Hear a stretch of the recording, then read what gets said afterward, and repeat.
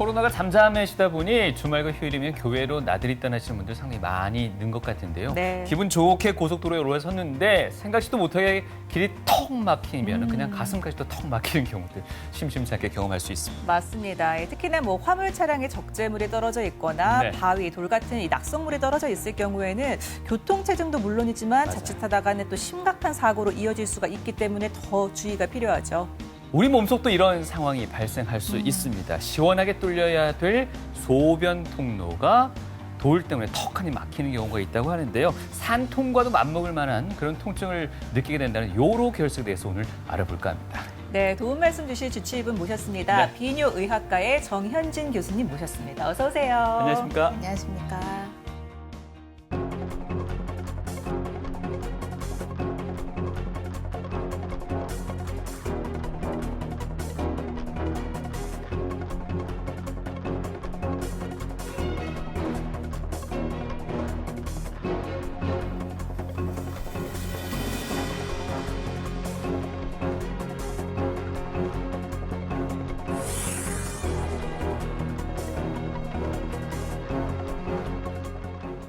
네, 사찰에 있는 화장실을 일컬어서 우리가 해우소라고도 하잖아요. 네. 근심을 비우는 곳인데도 불구하고 오히려 근심이 쌓이기도 합니다. 시원하게 이렇게 배설되지 않는 배뇨 장애 때문에 말이죠. 네, 이 배뇨 장애가 심하면은 일상생활에 또 지장을 주기 때문에 네. 일상생활에 지장을 준다는 것 자체가 또 삶의 질을 떨어뜨려서 이게 사회적 암이라고 불릴 정도로 좀 신경을 맞습니다. 많이 써야 되는 거더라고요. 네. 오늘 주제가 요로결석이기도 한데요. 이렇게 대표적인 좀 배뇨 장애들 어떤 것들이 많이 있을까요, 교수님? 배뇨라고 하면은 이제 방광 안에 소변이 모았다가 바깥으로 이제 배출하는 과정까지를 생각을 하시면 되거든요. 그래서 예. 방광과 요도와 관련된 이제 질환이 있을 때 네. 배뇨 장애가 생길 수가 있어서 쉽게 얘기하면 전립선 비대증이 너무 심하신 분 또는 과민성 방광이 심하신 분 그리고 요실금도 배뇨 장애의 일종이고요. 척추 손상으로 인해서 배뇨가 원활히 잘 안 되시는 분들도 배뇨 장애가 발생을 하고 요로결석도 결석의 위치에 따라서 이렇게 방광 근처에 위치하고 있을 때는 배뇨 장애를 유발을 하기도 합니다. 네, 오늘은 그 중에서도 이제 요로 결석과 관련된 부분들을 좀 더 집중적으로 여쭤볼 텐데요. 여름철에 요로 결석이 더 많이 발생한다는 말이 있잖아요. 네, 예. 맞습니다. 이게 요로결석이 소변의 농축과 관련이 있습니다. 그래서 농축. 네, 여름에 땀을 많이 흘리는 상황이 발생을 하잖아요. 그것과 관련해서 소변이 농축이 되면서 요로결석이 더 쉽게 잘 발생을 합니다. 요즘 워낙 실내 스포츠도 많이 또 활동하다 보니까 계절의 영향 크게 없을 것도 같은데. 최근에는 계절 영향이 점점 줄어드는 것은 사실입니다. 그래서 봄, 여름, 가을, 겨울 상관없이 요로결석이 잘 생깁니다. 요로결석이라고 하면은 그 소변이 나오는 그 길에 네. 돌이 생겼다라는 그런 의미로 알고 있거든요. 그렇죠. 정확히 요로결석 어떤 질환입니까? 네, 맞습니다. 요로결석은 쉽게 말해서 소변이 지나가는 길에서 콩팥에서부터 따지면은 신배, 신우, 요관, 방광, 요도 어느 부분인지 결석이 위치해 있는 것을 말하고요. 네. 흔히들 우리가 이제 아파서 병원에 가시는 분들은 요로결석 걸렸다 이렇게 말씀을 많이 하시는데 그것은 대부분 요관결석입니다. 요관에 돌이 걸려 있을 때 극심한 통증을 일으키고 제일 많이 발생하는 게 이제 요관결석이고요. 요관결석보다 상위 개념이 요로결석이라고 보시면 됩니다. 예. 그래서 보시는 그림이 여기가 콩팥이고 내려오는 길이 요관 그리고 이제 방광, 요도 이렇게 나눠지는데 신장 내에 신배가 이렇게 이런 모양이 있고 신배에서 모여져서 신우가 형성이 되고 그 다음에 이제 요관을 통해서 방광, 요도를 통해서 소변이 내려오게 됩니다. 돌이 잘 생기는 위치가 보통 이렇게 신우에서 요관으로 이어지는 연결 부위 그리고 요관이 이제 혈관과 교차되는 부위 그리고 여기가 방광과 요관에 이제 연결되는 부위인데 이 부분이 가장 좁거든요. 우리 몸에서 가장 요로에서 가장 좁은 부분이라서 여기에 이제 결석이 많이 생기게 됩니다. 그래서 흔히 네. 쉽게 이렇게 세 군데가 제일 많이 요관이 생기는 부분, 걸리는 부분이라고 이해를 하시면 될 것 같습니다. 이게 아마 교통체증이 발생해도 교차로에서 또 많이 발생하듯이 비슷한 의미에서 이음부, 교차 부위에 많이 결석이 발생한다 이 말씀이신 거죠? 네, 그렇습니다. 예. 네.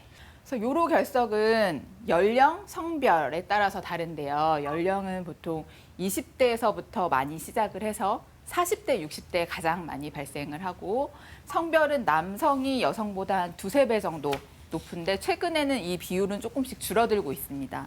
그리고 땀을 많이 흘리는 이제 여름 같은 계절, 그리고 실내 스포츠도 아까 말씀하셨지만 땀을 많이 흘리는 상황에서 소변이 농축이 되면서 그 소변 내에 있는 칼슘과 다른 물질들이 응집이 되면서 결정이 쉽게 생성이 돼서 요로결석이 잘 발생을 하고, 햇볕을 많이 받거나 햇볕을 많이 받는 상황에 있는 경우 비타민 D3 형성이 증가가 되면서 소변으로의 칼슘 배설이 증가가 되고, 이것들이 또 이제 결정들이 쉽게 생성이 되기 때문에 요로결석이 잘 발생을 하게 됩니다. 네, 적은 차이지만 그래도 성별로 보면 남자가 2, 3대 1로 좀 더 높게 나타나는 그런 특별한 이유가 있습니까?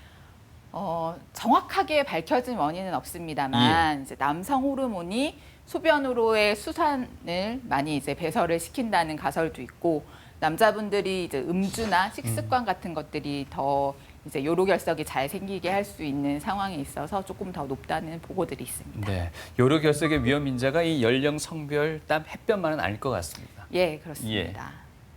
제일 이제 원인이 되는 것들이 수분 섭취가 이제 부족한 상황, 그리고 식습관들인데요. 단백질이나 설탕, 소금을 과다 섭취하는 경우 요로결석이 잘 발생을 하고, 반면에 칼슘을 너무 적게 섭취하는 경우에도 요로결석이 잘 발생을 합니다. 근데 저게 조금 특이한 게 보통 그 소변 안에 그 칼슘 덩어리가 이제 만나서 돌이 된다 이런 네. 생각 때문에 칼슘을 적게 그렇죠. 먹으라는 이야기를 요로결석 환자분들은 네. 많이 들었던 것 같거든요. 네. 근데 그래서 저칼슘 시기를 하는 건데 오히려 위험인자로 또 이거를 꼽으시니까 좀 특이합니다. 네, 칼슘을 너무 적게 먹게 되면은 우리 몸이 칼슘이 부족하다고 느끼게 됩니다. 예. 그래서 우리 몸이 칼슘이 부족하다고 느끼면 칼슘을 더 이제 저장하려는 성질들이 있게 돼서 저칼슘 시기를 하게 되면 우리가 생각하는 거와는 달리 이제 요로결석이 더 잘 생기게 몸에서 됩니다. 계속 뭔가 만들어야 되겠구나 네, 칼슘을 네. 이렇게 생각을 하게 네. 되는군요. 네. 체질량 지수는 우리 BMI라고 잘 알고 계시잖아요. 그 BMI가 높을수록 이제 요로결석이 잘 발생을 합니다. 이게 대사질환과도 요로결석이 관련이 있기 때문에 요로결석이 잘 발생을 하고, 네. 이제 가족력도 요로결석이 잘 생기시는 분들은 가족력도 많이 작용을 합니다. 아마도 이런 유전적인 영향도 있으면서 식습관이 대부분 비슷하기 때문에 예. 그런 영향이 많이 생길 거라고 보고, 네. 구조적으로 이제 해부학적인 이상이 있으신 분들, 소변이 정체되는 환경에 있는 사람들이 요로결석이 잘 생깁니다. 그래서 아까 척추 손상으로 인해서 신경인성 방광이 발생해서 소변이 잘 배출이 안 되는 경우 소변이 계속 저장되어 있는 상태가 유지가 되면서 그 안에서 결절들이 모이면서 요로결석이 잘 생기게 되고, 전립선 비대증이 심하신 분들도 소변 배출이 잘 안 되니까 방광 내에 결석이 생기는 경우들이 많습니다. 저는 식습관에서 짚어주셨던 소금하고 설탕이 가장 또 눈에 띄는데, 청소년들 네. 보면 요즘 뭐 단짠 음식들 많이들 선호하지 않습니까? 아무래도 위험성이 높지 않을까요? 위험성이 많이 높아집니다. 많이 높아요? 네, 뭐 바깥 활동은 잘 안 하고 예. 이런 컴퓨터 앞에서 이런 그렇죠. 활동을 하면서 이런 단짠 음식들을 많이 먹게 되면 이게 비만과도 연결이 될 수도 있고, 몸에서 수분 섭취를 또 많이 안 하고 탄산들을 많이 먹잖아요. 이제 그런 것들이 이제 요로결석의 다 위험 요인으로 작용을 합니다. 이 활동성이 많다 적다 가지고 왜 요로결석의 위험 인자로 그걸 거론하죠? 땀을 많이 흘리면은 땀을? 네, 그러니까 수분 섭취한 거에 비해서 땀을 더 많이 흘리게 된다고 하면 이제 소변이 농축이 되면서 결절들이 음직되는 과정에서 요로결석이 더 잘 생기게 됩니다. 네. 그래서인지 그 요로결석을 바닷물에서 소금이 만들어지는 거랑 좀 비슷하다 이렇게 설명을 해주시는 분들도 계시더라고요. 네, 이게 맞습니다. 비슷한 원리일까요? 네, 맞습니다. 되게 어려운 말 같이 보이는데 예. 우리 예전에 초등학교 때 과학 실험 시간에 생각해 보시면 이제 비커에 물 넣고 소금을 넣어서 네. 이렇게 저어서 이제 뭐 소금물이 어디까지가 이제 응집이 되는지 이런 걸 아마 했던 기억이 있으실 겁니다. 네. 그래서 보면은 어느 정도까지는 잘 용해가 되다가 물에 잘 녹다가 어느 수준이 이상이 지나가게 되면 그것들이 이제 결절들이 생기는 거거든요. 그러니까 그것들이 요로결석 생기는 원인과 같다고 보시면 됩니다. 그래서 요로결석의 성분에 따라서는 크게 칼슘석, 요산석, 감염석 이렇게 나눌 수가 있는데 예. 칼슘석이 제일 많습니다. 제일 흔하고 칼슘석이라고 해서 칼슘만 있는 건 아니고요. 수산칼슘석, 뭐 인산칼슘석, 요산칼슘석 이렇게 다 대부분 복합적인 성분들이 많이 발생을 하거든요. 예. 그리고 요산석의 경우에는 이제 맥주 많이 마시는 분들은 요산석의 위험이 높아집니다. 그리고 통풍이 있으시다거나 네. 이러신 분들도 소변에서 보통 이제 정상적인 소변보다 요산석이 많이 생기는 경우는 약간 더 산성을 띠고 있거든요. 소변이. 소변이 산성화될수록 이런 요산석이 잘 생길 환경에 놓이게 됩니다. 그리고 감염석은 돌에 이제 요로결석에 감염이 동반돼 있는 요로 감염이 동반돼 있는 경우인데요. 요로결석에서 2에서 많게는 20%까지 동반이 돼 있고 이 경우에는 여성에서 조금 더 많습니다. 여성에서 조금 더 많고 이제 요로 감염을 일으키는 균들이 이런 감염석과 동반돼서 같이 발견이 됩니다. 네. 요로결석의 비율은 저희가 실제 요로결석의 비율을 확인하기는 어렵습니다. 그래서 심평원에 청구된 자료를 바탕으로 요로결석으로 치료받으신 분으로 이제 요로결석의 비율을 미루어 봤을 때 10년간 이제 꾸준히 증가를 하고 있습니다. 10년간 꾸준히 증가를 하고 있고 이런 파란색 막대는 체외 충격파 세석수를 받으신 분을 나타내는 그래프인데요. 우리가 보통 24시간 뭐 요로결석 치료 이런 것들 많이 광고에서 보셨을 겁니다. 지나다니면서 많이 보셨을 텐데 요로결석이 언제든 생길 수 있기 때문에 아팠을 때 바로 치료를 해줄 수 있는 쉽고 간단한 치료이기 때문에 체외 충격파 세석수를 많이 해서 체외 충격파 세석수 비율이 가장 높고 그 다음이 이제 요관경 수술입니다. 저희는 대구에 살기 때문에 이제 대구 지역의 결석 환자 비율을 보시면 인구수 대비 가장 높습니다. 그래서 아마도 대구가 더운 환경이기 때문에 이런 결과가 나타나지 않았을까 싶습니다.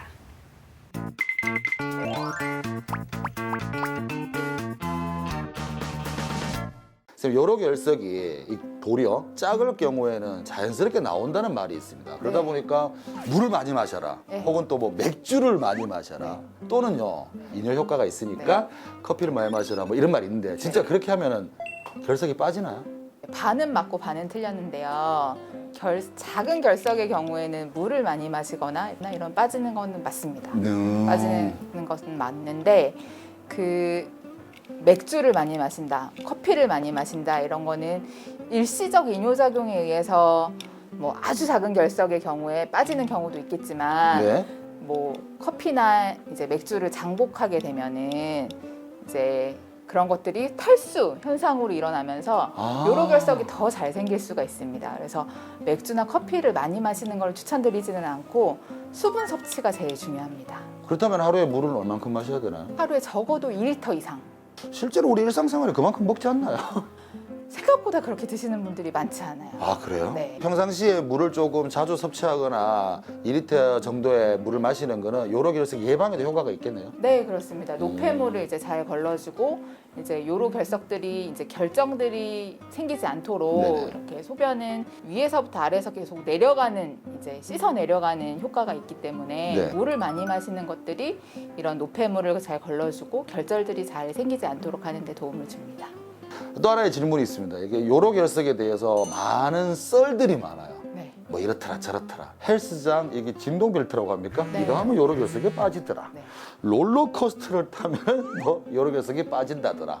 물구나무고 쓰면은 또 뭐 요로결석이 빠진다고 하더라 등 여러 가지 썰이 많은데 이거 다 거짓말이죠. 사실 잘못된 정보가 아닐까 생각이 드는데. 아닙니다.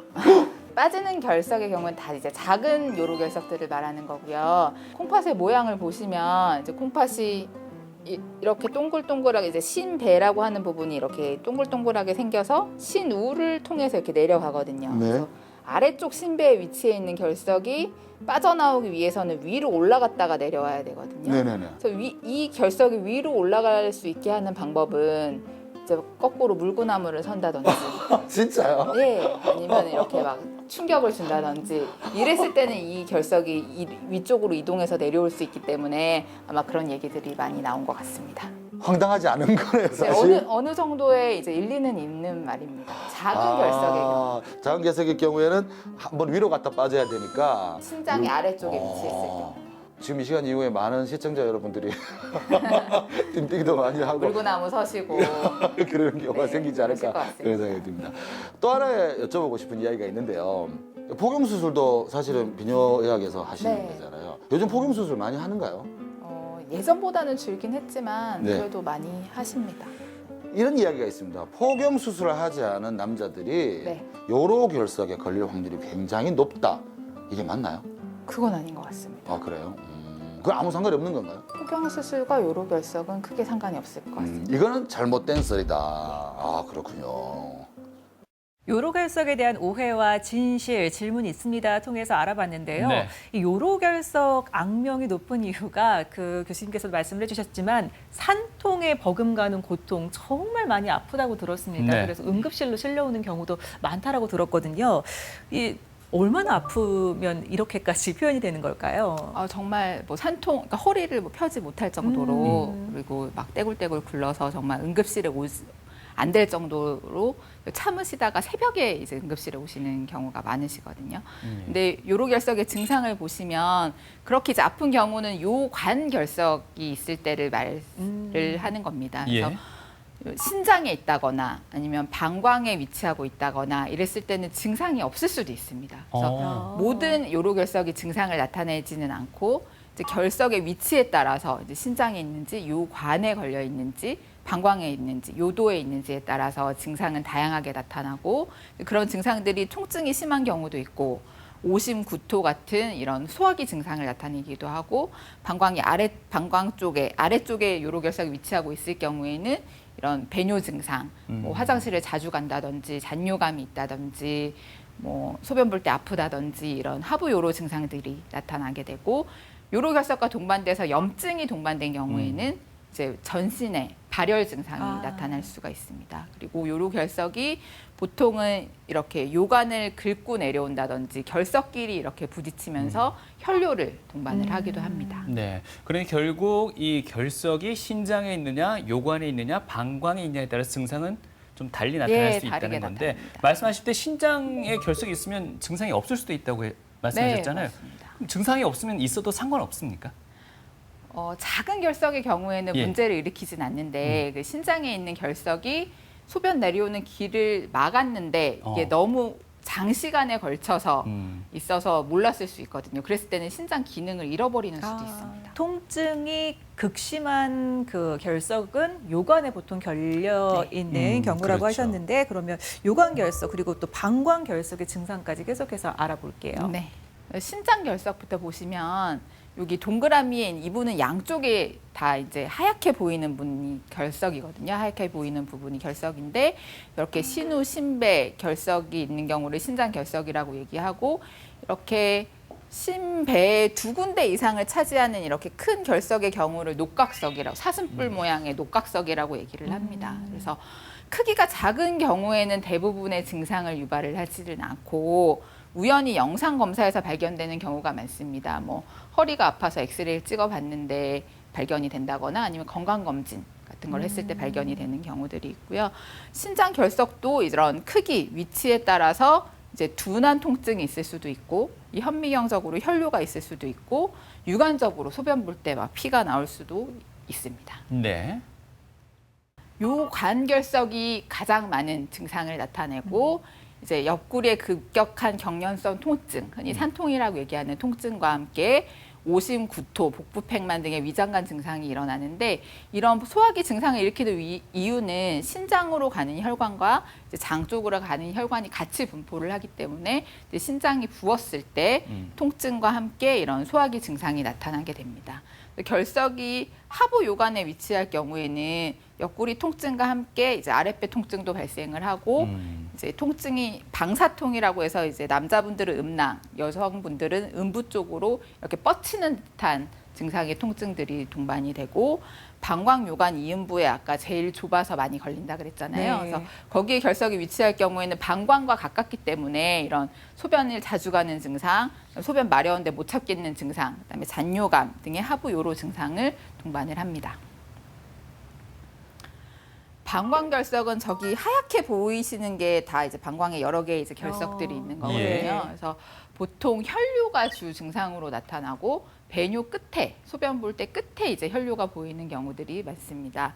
이 결석들이 이렇게 움직이다가 요도로 들어가는 입구를 막게 되면 이제 방광 자극 증상으로 인해서 소변이 잘 안 나오거나 아니면은 소변을 자주 보거나 마려운데 잘 못 참겠다거나 소변 볼 때 아프다거나 하는 등의 이런 증상들을 유발을 하게 됩니다. 네. 네. 일반적으로 그 병원을 찾는 환자분들이 네. 통증이 여러 곳에서 이렇게 날 수 있다고 말씀을 네. 주셨다 보니 이게 네. 결석이다라고 생각지 못하고 다른 증상을 다른 어떤 질환으로 이렇게 생각하고 오시는 분들도 계실 것 같아요. 뭐 예를 들어서 맹장염이라고 생각하시는 분도 네. 계실 수도 있고요. 네. 보통 예.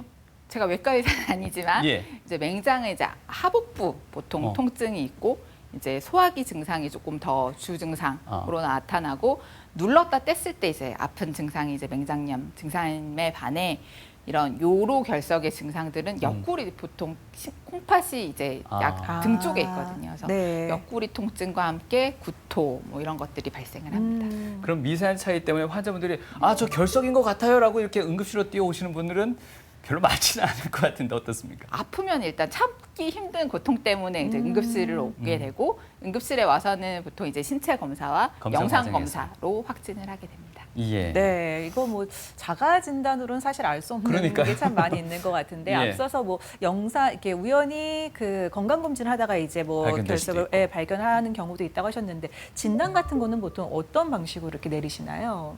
진단은 이제 증상들, 이제 위치에 따른 증상들과 영상 검사로 나뉠 수가 있고 증상은 이제 결석의 위치에 따라 다를 수가 있습니다. 신체 진찰로는 이제 콩팥이 부어서 통증이 있는지를 확인하기 위해서 이제 손을 대고 이제 두드려 봅니다. 네. 늑각 척추가 압통이 있는지 이제 확인을 하게 되고 대부분의 경우에 이제 영상 검사로 이제 확인을 하게 됩니다. 엑스레이 검사가 이제 쉽게 이제 한 장 이렇게 촬영을 하면 되는 거니까 이제 쉽게 촬영을 할 수 있는 반면에 이제 엑스레이에는 이제 3차원 영상이 아니다 보니까 정확한 해부학적 위치를 확인하기가 어려운 경우가 있고 다른 석회화 부분들과 감별이 어려운 경우들이 있고요. 요산석의 경우에는 엑스레이 투과성이기 때문에 엑스레이에서 안 보입니다. 그래서 엑스레이에서 발견 못하는 경우가 거의 한 30% 정도 차지를 합니다. 네. 초음파의 경우에는 이제 방사선 노출이 적기 때문에 이런 수신증도 확인 가능하고 임신 중에도 촬영 가능하는 장점이 있지만 요 관에 있을 때는 이제 위치 확인이나 이런 것들이 조금 어려울 수가 있고 이제 수신증을 확인하기에는 좋은 검사 방법입니다. 수신증이란 건 어떤 내용입니까? 여기 사진에서처럼 보면은 콩팥 안에 물이 차 있는 거거든요. 이 까만 예. 부분이 거의 안 보여야지 정상인데 이렇게 어딘가를 막고 있으면 이제 이렇게 콩팥이 부으면서 이렇게 까맣게 수신증이 발생을 하게 됩니다. 네. 그 다음에 이제 예전에 많이 찍었던 것들이 이제 배설성 요로 조영술인데요. 이제 엑스레이 사진을 보면 여기 하얗게 보이는 부분들이 있잖아요. 이 하얗게 보이는 부분들이 이제 결석을 의심할 수 있는 네. 부분이었는데 혈관에다 조영제 주사를 넣고 이제 검사를 해보면 요 위치에 결석이 위치하고 있는 거거든요. 그래서 이렇게 검사를 해서 이제 해부학적 위치와 결석 위치를 확인을 할 수가 있는데 단점은 금식이 필요합니다. 그래서 최근에 가장 많이 하고 있는 거에 그리고 쉽게 할 수 있는 것들이 CT 검사거든요. 그래서 가장 유용하고 쉽게 촬영할 수 있고 우리 해부학적 위치 확인까지 할 수가 있고 아주 작은 결석까지도 발견이 되기 때문에 저희가 CT를 보통 많이 촬영을 합니다.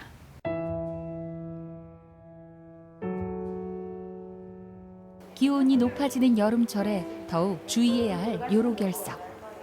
환자 대부분이 극심한 통증을 호소하며 응급실로 방문한다. 황명자 씨에게 찾아온 때 아닌 불청객 역시 요로결석이었다. 말로도 표현 못 하고요. 아기 놓을 것보다 더 아팠어요. 막 땀이 나고요. 배 아프다가 뒤로 갔다 허리로 아프다가 그랬어요. 인간이 느낄 수 있는 최상위 고통 중 하나인 요로결석. 그저 남 얘기일 뿐 내 얘기가 될 줄은 상상도 못했다는 황명자 씨. 화장실 자주 가고 이러지 않으세요? 수술하고 나서? 그렇게 자주 가지는 않고 네. 평시대로 가는데요. 나 그래요. 소변 볼 때 이렇게 막 찌릿찌릿하고 이러진 않으시고. 그거 불편할 정도는 아니고요. 네. 왜냐하면 여기 수술하고 나서 몸에 이렇게 생긴 관을 넣어놨어요. 이게 예. 콩팥 안에서부터 방광까지 이렇게 들어가 있으니까 수술하고 나서 이제 남아있는 돌가루 같은 것도 나오고 붓기 가라앉히라고 이렇게 방광 끝에 요 호수가 들어있으니까 이것 예. 때문에 그러실 수 있는데 빼면은 괜찮아져요. 예, 예. 물은요 평시에 굉장히 잘 안 먹는 편이라요. 심심한 것보다는 좀에 지나서 그래 먹어요. 짜게 먹고 물을 적게 마시는 식습관이 가져온 결과. 결국 수술이란 선택지 외엔 없었다. 위치하고 있어서 이게 돌 사진이거든요. 당시 황명자 씨의 콩팥은 염증으로 인해 심하게 부어있던 상태. 작게 부셔가지고서는 이제 다 꺼냈었던 통증의 원인이 된 돌을 제거하기 위해 곧바로 응급수술이 진행됐다. 좌측 요관 상부에 이제 돌이 걸려 있으면서 그 위로 이제 소변이 정체돼서 콩팥이 부어서 아픈 거였어요. 염증 수치도 많이 심하고. 그래서 응급실통에 입원하셔서 이제 요로결석 수술까지 하신 분입니다. 요관경하 요로 배석술 이렇게 해서 겉으로 상처가 나진 않고 몸에 칼을 대지는 않고 소변 나오는 길로 거꾸로 이렇게 내시경이 거꾸로 이렇게 올라가서 돌을 확인을 하고 이 돌을 이제 레이저 같은 장비를 이용해서 작게 부순 다음에 돌을 이제 끄집어내는 수술을 했습니다. 수술 후에 이제 요관의 붓기를 감소시키고 이제 나머지 잔석들을 이제 빠져나오도록 요관 부목을 넣어놓은 상태인데요. 아직 초음파에서 그 콩팥의 붓기가 아직 조금 남아 있는 상태라서 이제 콩팥 붓기가 조금 더 가라앉으면 몸 안쪽에 위치한 요관 부목은 제거할 예정입니다. 혹시라도 돌이 또 생길 수 있으니까 수술 후에도 안심할 수 없는 요로결석. 재발률이 높기 때문에 방심은 금물이다. 예. 하루 2리터. 아이고. 네, 많아요. 물 8잔, 8컵. 아, 8컵. 물 안 먹던 거 그래가지고 억수로 힘들었어요. 네. 예. 오미자나 이런 거 타면 안 돼요? 괜찮아요. 네. 그런 거 마셔도 괜찮고 그다음에 신맛 나는 과일 주스 같은 거 괜찮아요. 레몬 주스. 그다음에 시금치, 예. 견과류, 초콜릿 예. 이런 것들은 돌을 잘 생기게 하기 때문에 그런 건 드시면 안 돼요. 예.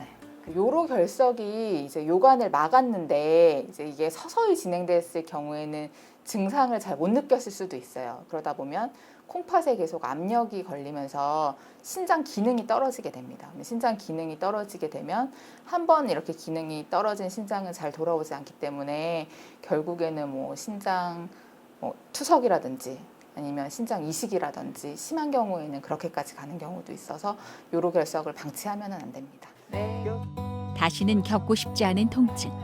황명자 씨는 입원을 계기로 느낀 점이 많다. 시금치 또 견과류, 초콜릿을 먹으면 안 된답니다. 그래서 그걸 이제는 보기도 싫어요. 평소에 관리 잘하는 건 절실히 이번 병원에 와서 알았어요. 네, 요로결석 환자 사례 화면을 통해서 만나봤는데요. 교수님 실제 이렇게 찾으시는 환자분들이나 보호자분들이 이와 관련해서 가장 궁금해하는 것, 가장 많이 하는 질문은 어떤 것들이 있습니까? 물을 뭐 하루에 얼마나 마셔야 되냐, 예. 그리고 뭐 멸치, 우유 이런 거는 먹으면 안 되냐, 네. 뭐 이런 질문들을 많이 하십니다. 네. 앞서 저도 예. 궁금했었던 게 그래서 예. 저칼슘식이 네. 왜 위험 인자였었는지도 궁금했는데 식이요법에 대해서는 또 잠시 후에 설명을 여쭤보도록 예, 하고요. 예.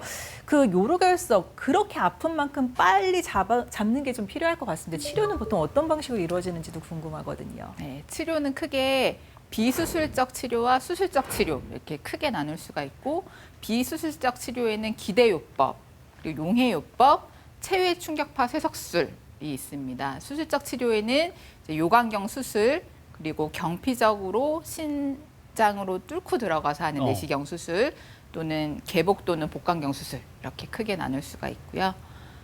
비수술적 치료부터 보시면 예. 기대요법은 크기가 이제 작은 결석의 경우에는 저절로 빠질 수가 있습니다. 여기서 말하는 작다 크다의 어떤 기준은 어떨까요? 한 4, 5mm 정도로 생각을 하시면 작은 돼요. 거고. 네, 작은 경우. 클 경우에는 5mm. 어느 정도까지 큰가요? 큰 경우 신장에 있는 결석은 거의 신장을 다 채울 정도로 크기도 합니다. 예. 그래서 일단은 작은 결석의 경우에는 이제 소변이 내려오면서 요관이 연동 운동을 하면서 이제 소변을 내려오게 되거든요. 그래서 그때 같이 결석이 빠지도록 이제 기대를 하면서 기다려 보는 요법인데 네. 수분 섭취를 많이 하면서 이제 크기가 작은 경우 그리고 증상이 별로 심하지 않은 경우 그리고 2차적 합병증, 뭐 염증이라든지 이제 다른 이상이 없는 경우 그리고 요로 막힘이 동반되지 않은 경우에 기대요법을 사용을 해볼 수가 있습니다. 네. 요산석의 경우 소변이 산성이기 때문에 이 소변을 알칼리화 시켜주면 요산석이 녹아서 이제 크기가 작아지면서 나올 수가 있습니다. 네. 그래서 요산석의 경우에 이제 소변을 알칼리화시키는 약물 치료를 하게 되는데 이 경우에는 신기능이 정상이고 염증이 동반되지 않고 요로 막힘이 동반되지 않았을 때 사용할 수 있는 방법입니다. 네. 그다음 가장 많이 하는 게 체외 충격파 세석술인데요. 이제 환자분들은 이런 테이블에 침대 위에 이렇게 가만히 누워 계시면 이제 저희가 위치를 맞춰서 탕탕탕탕 이렇게 깹니다. 이렇게 탕탕탕탕 여러 번의 충격을 줘서 네. 이렇게 같은 곳을 여러 번을 타격하게 되면 돌이 그 안에서부터 이렇게 깨지거든요. 깨지면서 돌이 작게 부서져서 소변으로 배출될 수 있도록 하는 치료인데 저희가 돌 위치를 정확하게 잡아야 됩니다. 그렇기 때문에 엑스레이를 여러 번 이제 확인을 하기 때문에 임산부의 경우에는 이제 금기 사항이고 그리고 요로 결석이 깨지면서 주변도 손상이 갈 수가 있습니다. 그래서 출혈병이 있으신 경우에는 출혈이 많이 발생을 할 수 있어서 이제 출혈병이 있을 경우에도 금기고 돌을 깼는데 돌보다 아래쪽이 어두 부분이 막혀 있으면 돌이 나오질 않겠죠. 네. 그래서 요로 막힘이 존재하는 경우에도 이 체외 충격파 세석술은 금기 사항입니다. 이 단연간에 노련한 사격술이 필요하실 것 같은데요. 예, 그렇습니다. 돌 위치를 얼마나 잘 이제 위치하느냐가 타겟팅을 하느냐가 이제 중요하고 엑스레이에서 잘 보여야 되기 때문에 요산석의 경우에도 여기 이제 해당하지가 않고 칼슘석의 경우에가 대부분이 이제 할 수 있는 치료입니다. 말씀은 네. 편하게 하셨습니다만 탕탕탕탕 충격을 준다고 했단 말이에요. 네. 환자가 받는 통증이나 고통은 없습니까? 있습니다. 얼마나 있을까요? 결석보단 덜 아픕니다. 그렇기 때문에 네. 바로 이제 환자한테 이게 바로 들어가는 게 아니라 저희가 물을 이용해서 그 이제 충격으로 탕탕탕 하는 거기 때문에 환자가 그 부분에 이렇게 아주 뭐 참지 못할 고통을 겪거나 그렇지는 않습니다. 네.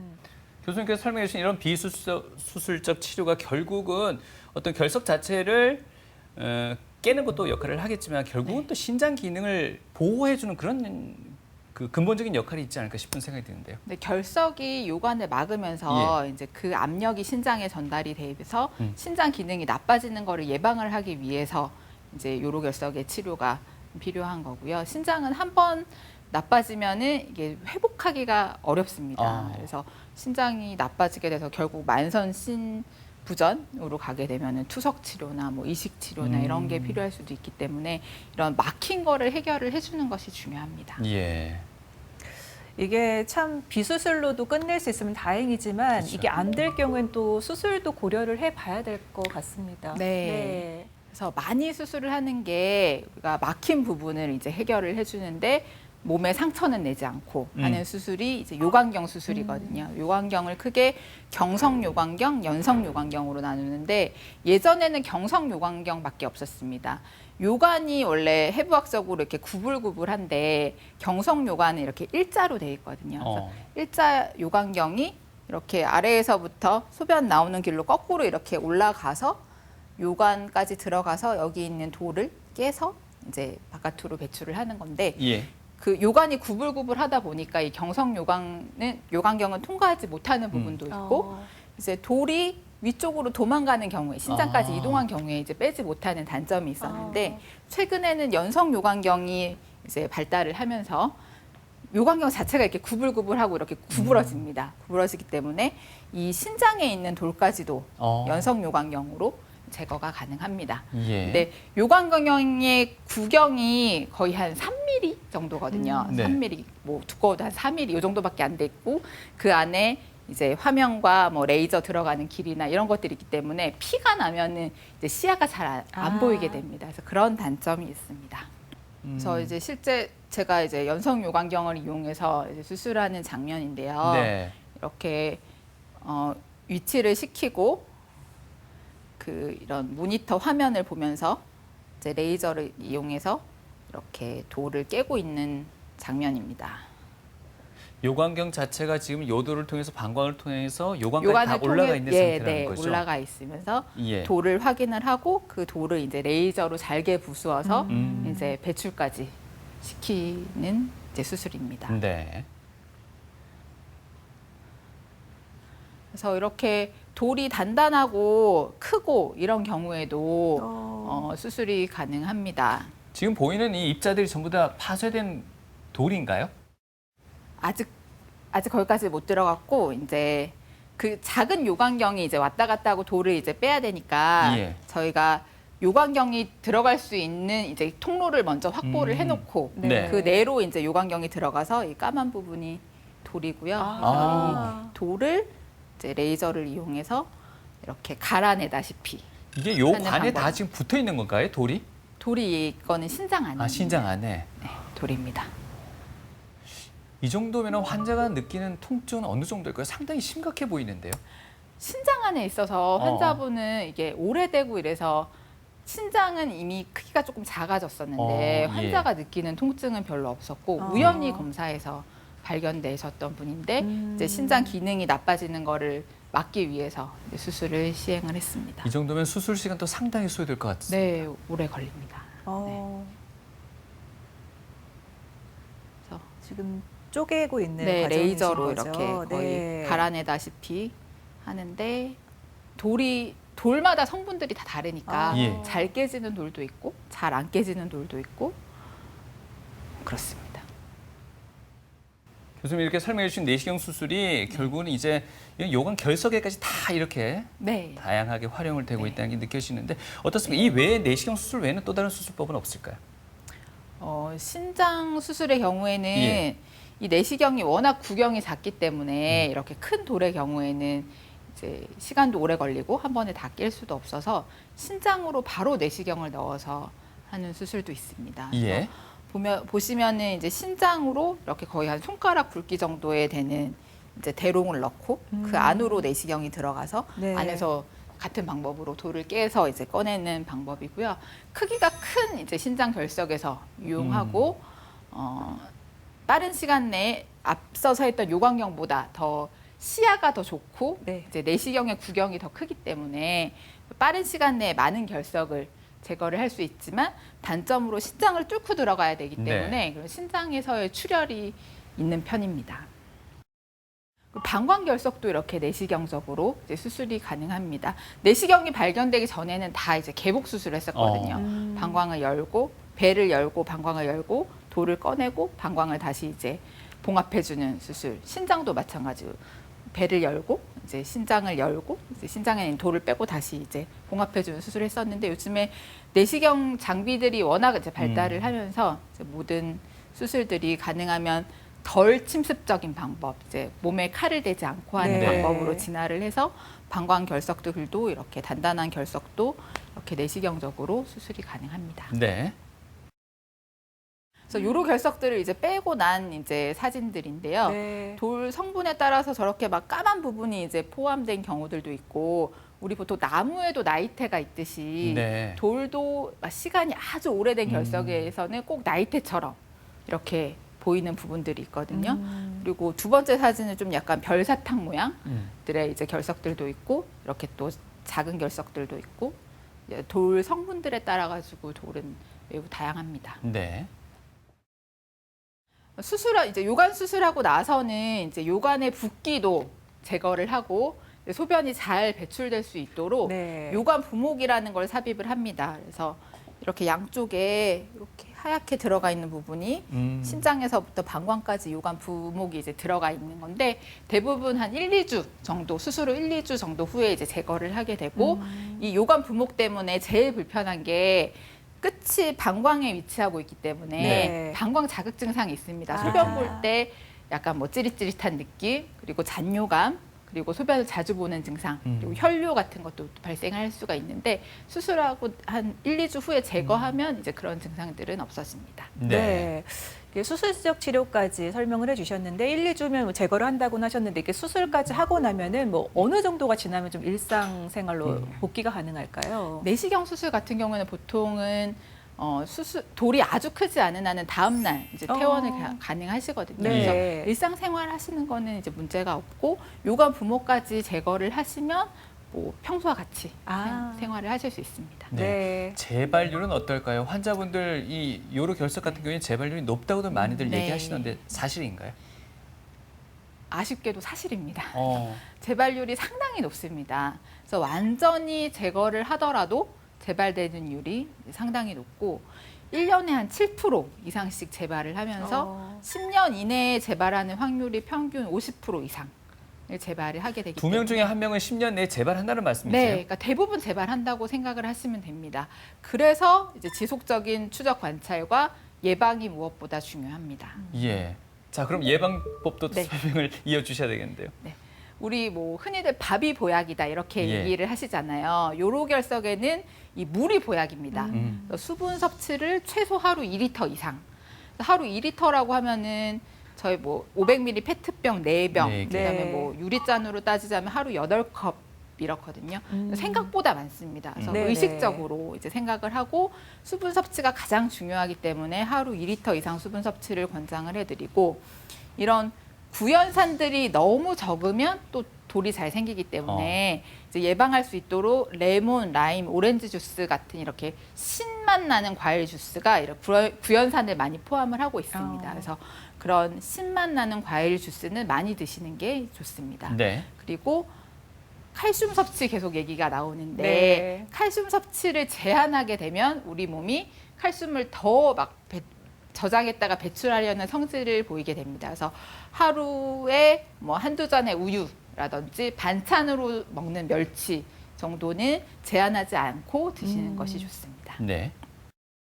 그리고 이제 나트륨, 이제 짜게 드시는 것들이 돌을 잘 생길 수가 있기 때문에 짜게 먹는 것을 제한을 하고, 그러니까 돌 성분에 이제 칼슘만 있는 게 아니라 수산 칼슘석 이런 것들이 많기 때문에 그런 수산을 억제하는 것도 칼슘을 예방하는 데 도움이 되거든요. 그래서 수산이 많은 음식, 이런 시금치, 견과류, 초콜릿, 차 종류도 가능한 한 피하시는 것이 좋습니다. 네. 그리고 동물성 단백질도 역시 이런 돌을 잘 생기게 하는 성분들을 포함할 수 있기 때문에 그런 지방이 많은 음식, 그 동물성 단백질이 많은 음식은 섭취를 제한하는 것이 좋습니다. 요로결석은 결국은 그러면 생활 습관 병으로도 볼 수가 있는 걸까요? 그렇습니다. 네. 그래서 이런 생활 습관과 식습관 교정, 그리고 예방하기 위해서 하루에 물을 2리터 이상 드시는 게 네. 가장 중요합니다. 아는 사람이 요로결석 걸렸는데 엄청 아프다고 들었는데 통증의 제왕이라고인 것 같아요. 칼슘을 많이 먹으면 요로결석이 잘 생긴다고 들었어요. 돌이 한 번 생기면은 재발을 해가지고 고생하는 병이라고 들었습니다. 제 친구 중에 요로결석에 걸려가지고 힘들어하는 친구가 있었는데 그 친구가 이제 요로결석에 걸리고 이제 오줌을 싸려고 하다가 보니까 이게 잘 안 나와서 힘을 주면은 이제 혈뇨가 막 나와가지고 굉장히 아파하더라고요. 짜게 안 먹고 식습관 조절만 잘해도 요로결석이 잘 안 생긴다고 들었는데요. 물 많이 마시면은 돌이 빠져나간다고 들었습니다. 남자들이 잘 걸린다는 얘기를 많이 들어서 조심하라고 많이 들었어요. 카페 음료라든지 뭐 음료수라든지 이런 걸 되게 많이 먹는데 그런 거를 좀 줄이고 하루에 물을 1리터, 뭐 2리터 정도는 꼭 먹어줘야지 예방이 되는 것 같습니다. 통풍이 있으면 요로결석이 걸릴 확률이 높다는데 진짜인가요? 네, 사실입니다. 통풍이 있는 경우에는 혈액에 이제 요산 수치가 높아지고 이 요산 수치 높은 게 소변에도 이제 요산 수치가 높아지기 때문에 이런 요산석이라고 하는 결석 중에 이제 일부분을 담당하고 있는 요산석이 잘 생깁니다. 야, 통풍까지도 이렇게 연결되다 보면 통풍도 조금 예방해야 되고 그렇겠네요. 그러니까 식이 조절을 잘 하셔야 됩니다. 그래서요, 요로결석에 관심 있는 많은 시민분들의 이야기들을 담아서 와봤습니다. 50대 남성의 사연인데요. 이분의 직업이 화물차를 운전하시는 분입니다. 이런 분들의 직업적 특성상 휴게소나 뭐 졸음쉼터에 가지 않는 이상은 소변을 굉장히 오랫동안 참아야 되는 그런 직업적 특성이 있을 거 아닙니까? 이분이 오랫동안 참다 보니까 조금 겁이 나나 봐요. 혹시 이러다가 요로결석에 걸리진 않을까 이렇게 좀 궁금해하던데 진짜인가요? 남들보다 요로결석이 생길 확률이 더 높긴 한 것 같습니다. 이제 그렇게 화물차 운전을 하시는 분들은 전립선 비대증이 있을 확률이 이제 상당히 높아지고 그 전립선 비대증이 심할 경우에 이제 소변이 잘 안 나오고 방광에 많이 고여 있을 경우에 이제 방광 내에 결석이 생기는 경우들이 많습니다. 그런 분들이 이제 자기가 요로결석에 걸렸다는 걸 자가 진단하는 방법은 있나요? 소변 볼 때 피가 비친다거나 아니면 소변이 갑자기 막 이렇게 막힌 듯한 느낌이 들면서 잘 안 나올 때 이럴 때는 빨리 병원에 오셔야 됩니다. 그럼 화물차 운전하시는 분들이 오래 앉아 있고 소변을 오래 참아서의 문제라면은 이런 직업이 아니라도 오래 앉아 있고 뭐 이렇게 하시는 분들 같은 경우도 똑같은 그렇죠. 소변 이렇게 장기간 오래 앉아 있는 것들이 네. 전립선에 별로 좋지가 않거든요. 우리가 딱 앉았을 때 이렇게 닿는 부위가 전립선이 있는 부위거든요. 네. 남성분들의 전립선이 있는 부위라서 네. 장시간 앉아 있을 경우에는 중간중간 한 번씩 일어나서 스트레칭도 하시고 이렇게 살짝 걷기도 하시고 기지개도 켜시고 이러시는 것이 이제 전립선 건강에 좋습니다. 휴게소에 들렸다고 해서 차 안에 앉아 있는 것이 아니라 네. 내려서 네. 좀 움직이시고 스트레칭도 하셔야겠네요. 네, 그렇습니다. 또 한 분의 사연인데요. 40대 남성의 사연입니다. 이분은요, 심각할 정도로 1년에 한 번씩 요로결석의 고통을, 통증을 느낀다고 합니다. 이 정도면 좀 자주 하는 편입니까? 네, 자주 하는 편입니다. 이분들은 어떤 검사가 필요하지 않을까요? 이분들은 뭐 요로결석 보통 이제 수술하거나 이제 요로결석이 저절로 빠졌더라도 네. 이제 결석에 대한 성분 검사를 하는 것이 중요할 것 같고 소변에서도 우리 소변이 이제 어떤 상태인지 어떤 성분들이 많이 나오는지 소변 성분 검사도 할 수가 있습니다. 그리고 혈액에서 대사 이상이 있는지도 검사를 해보는 것이 좋을 것 같습니다. 근데 이분이요, 한번 요로결석에 걸리면 통증이 너무 심각하대요. 응급실에 실려간 적도 있다고 합니다. 네. 그런데 통증이 없을 때 예. 일부러 진통제를 좀 먹었대요. 네. 그거 괜찮을까요? 통증이 없을 때 진통제 먹을 필요는 겁이 없습니다. 나니까. 그럴 필요는 없고 이제 돌이 이제 언제 얼마나 생겼는지 미리 알고 있는 게 중요하거든요. 네. 어디에 뭐 얼마나 돌이 위치를 하고 있는지 중요하기 때문에 네. 정기적인 영상 검사가 필요합니다. 그러면 이분 같은 경우에는 통증이 심하지 않아도 일단은 무조건 병원을 가야 됩니까? 느낌이 딱 오면은? 그렇죠. 이게 어디에 걸려 있는지 확인을 해야 되니까 그리고 돌 크기가 어떤지 저절로 빠질 수 있을 만한 돌인지 아니면 이제 어떠한 뭐 시술이라든지 수술이 필요할지 이런 게 확인을 해봐야 되기 때문에 병원은 가보시는 것이 좋을 것 같습니다. 너무 심한 통증이 아니란 판단에 진통제로 막 버티고 이러면 안 되는 거군요. 그러다가 어느 순간 또 아플지 모르니까 이제 많이 경험을 해보셨으니까 이 정도 느낌이면 이제 이게 결석이다 이런 느낌이 아마 있으실 것 같아요. 1년에 한 번씩 재발을 하셨으니까. 네. 그래서 결석의 느낌이 들면은 일단 물을 우선 많이 마시지만 가까운 병원에 가서 검사를 해보시는 것을 권유드립니다. 즉 이분은 좀 정기적인 검사를 계속 해보는 게 네. 좋겠군요.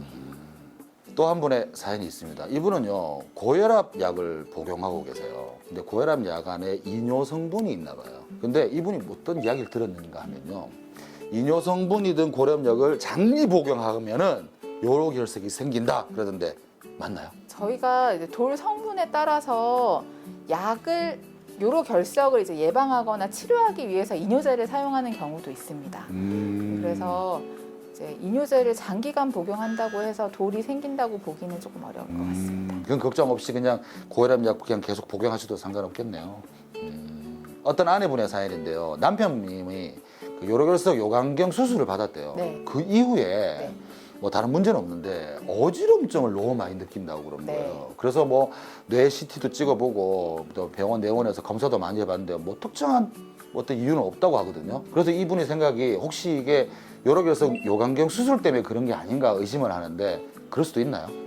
요강경 수술 때문에 어지럼증을 일으켰다고 보기는 어려울 것 같고 저희가 보통 그 요로결석 수술 후에 이제 잔석이 빠지도록 요관 운동을 항진시켜주는 약제를 쓰기는 하는데 이제 그런 약제들에 의해서 어지럼증이 유발할 수는 있을 것 같습니다. 수술 자체는 문제가 없었지만 그 이후에 치료약에 네. 가져오고 있는 후유증으로 어지럼증이 있을 수 있군요. 네. 이 신혼부부가 있는데 임신 계획을 세우고 있어요. 예. 근데 네. 신혼여행 갔다 온 이후에 네. 남편이 요로결석 때문에 네. 조금 치유를 받았대요. 네. 요로결석이 만약에 생기면 예. 아이가 생기는데도 뭐 문제가 되나요? 그렇진 않습니다. 그렇진 않아요? 네. 그런 건 걱정 없는 거군요.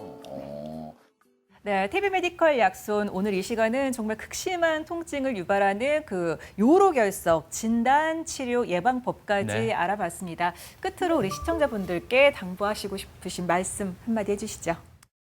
요로결석이 생기면은 워낙 아프고 네. 이제 신장의 기능까지 악화시킬 수 있기 때문에 무엇보다 예방이 중요합니다.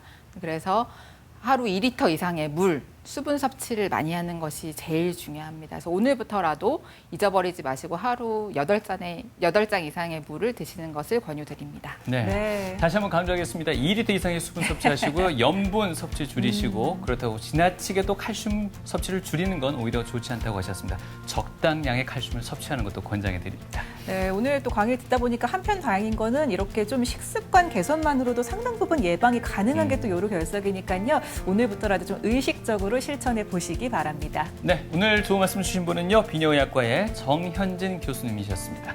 오늘 말씀 고맙습니다. 네.